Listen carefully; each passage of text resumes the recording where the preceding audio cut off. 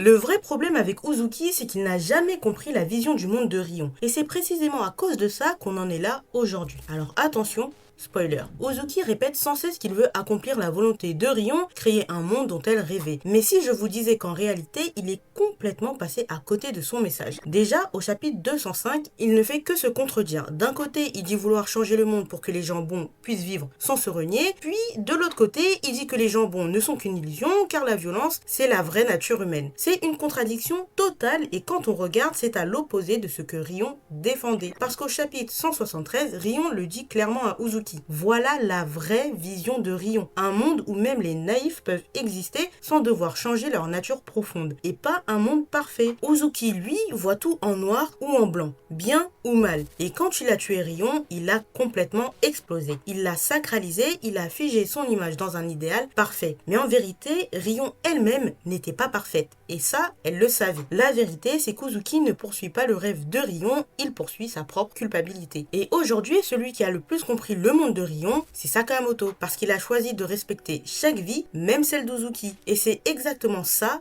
au fond, que Rion voulait.